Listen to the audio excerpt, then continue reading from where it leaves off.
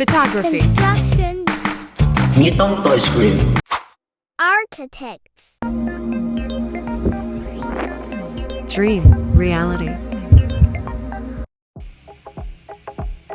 Yun, so episode 4 tayo ng ating toy unboxing. And Brainhole Studio Fireship Ace Resin Statue. So i-unbox natin tong Brainhole Studio. So months ago pa dumating yung mga resin natin, pero ngayon lang natin siya na-unbox. Kaya marami-rami tayong unboxing video na gagawin. So eto, simulan na natin siyang i-unbox.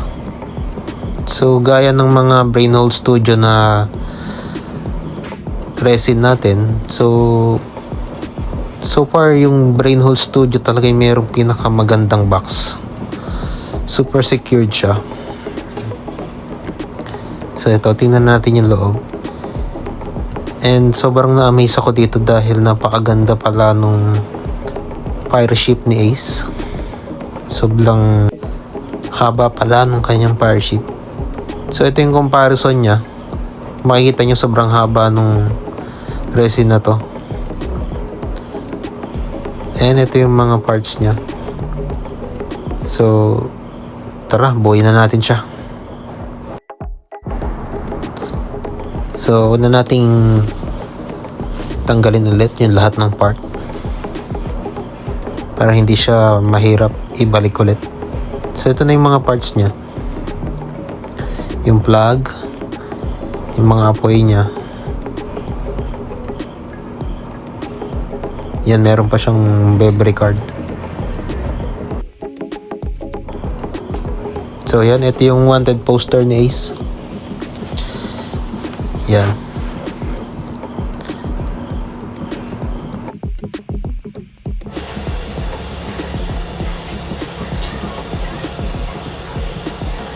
And ito na yung pinakakatawan ni Ace.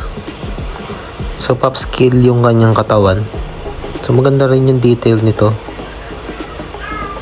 Tsaka yung pinaka natuwa ko dito yung plug post niya. Realistic. And ito na yung kanyang ulo.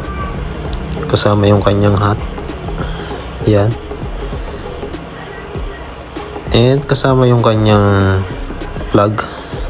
Jolly Roger niya, yung Spade Pirates.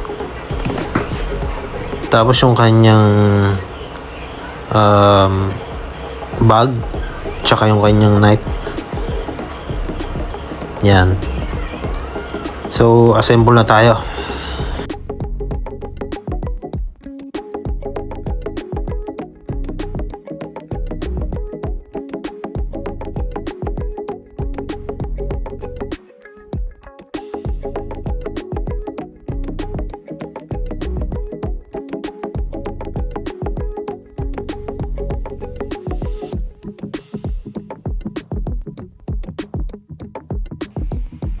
At ito na nga ang ating Brainhole Studio Fireship Ace.